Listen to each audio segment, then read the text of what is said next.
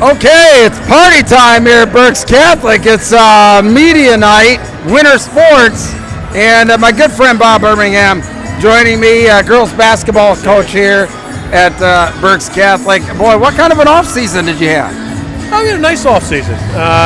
Played pretty many games. Had the kids relaxed a little bit. Got a lot of kids working now. Because we're starting to mature, I guess you would say. The sophomores are becoming juniors. So they worked real hard, and a lot of them play in the off season, so we kind of stay away from them a little bit till we get school started. And we've had a really nice fall, so we're just looking to get into it this Friday night. Yeah, and talk a little bit about, obviously, you had a young team last year that's maturing. Talk a little bit about, how you bring a young team along to mature in the right way through a season. Well, you know what? We were really lucky last year. We had two really good seniors who worked real hard, Caroline Herb and Sydney Brown, and they were great with the younger kids. They didn't treat them like young kids.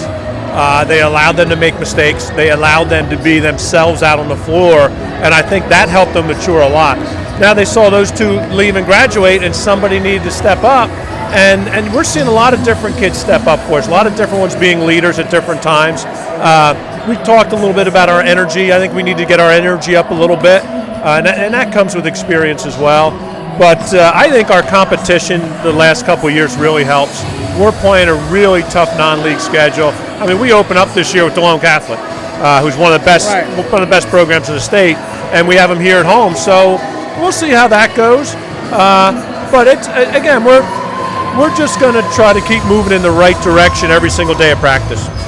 Yeah, you talk about DeLone. They've been obviously one of the perennial powers, here in District 3.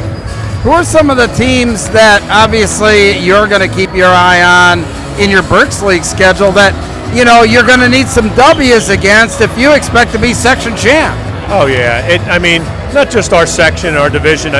You look across the board, there were a lot of young players in this league last year.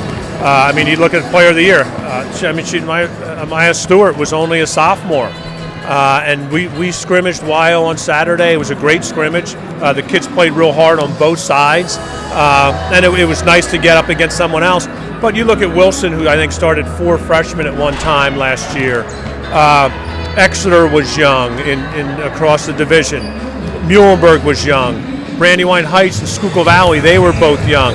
So it's going to be really, really tough day in and day out, not only non-league, but in the league, to prepare, and hopefully we can take that step and still do real well in our division and qualify for the county playoffs. Yeah, I ask this of all coaches, really. And all coaches have differing opinion of this, but, it's a new team every year. For you as a coach, how long does it take for you to really gauge the chemistry of your team and get into some regular rhythm on substitution pattern as you get into a game? How long? Well, you know what? It's tough, especially starting last year. They started a week earlier, so you have a week less of practice. So that kind of hurts us a little bit. But it really takes me probably 6-7 games before you get into a rhythm. How many kids you want to bring off the bench, how much time you want to give some of your starters. Over the years, we've noticed that we need to give our 6 through 9 kids some playing time early, because you never know when injury is going to occur. You never know when you're going to get some foul trouble. We have 2 stretches this year. We have games 3 nights in a row. So those kids are going to be tired. I know they're only 16, 17, 18 years old, but you still get tired when you're playing the style of basketball that we play for a couple nights in a row. And I think maybe not physically, but mentally and emotionally is where games are draining. I think physically these young players can handle it. What do you think about the mental and emotional drain of playing, all these games? Well, you know what? The physical part of it, so many of them play AAU now, and they're playing 2 or 3 games a day sometimes. But yeah, the emotional part, the thought process that has to go in to the way you play, and the fact that every game counts. So when you're getting down the stretch, if you lose a game, you might not make the playoffs, or you may not make districts. And it's tough sometimes on kids when you're playing games that quick. But we keep trying to tell our kids, not only day to day, but play to play. You got to have a short memory to play basketball, because if you make a mistake on the offensive end, you got to go down defensive end and play hard and make something happen down there. As soon as you put your head down, you're committing a second and third mistake, and that's what we try to limit. They're going to make mistakes. You want to limit the second and third ones. Yeah, and I think that's the best part of basketball, is that you have to have that short-term memory, because the next trip down court, there's an opportunity for redemption. That's a great point. So, for you, obviously you haven't even started yet, but what are some of the keys for you in, navigating a team through a schedule that's going to take them all the way, hopefully, into March? Well, we got to stay healthy.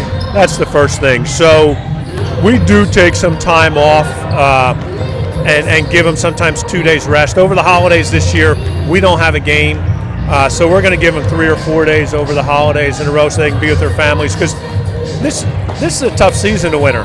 You have Thanksgiving, and then you have Christmas, and then you have so many breaks where a regular student gets to have some time off, and if you're an athlete, you don't get that time off. So we try to give them breaks there, and we set short-term goals for ourselves.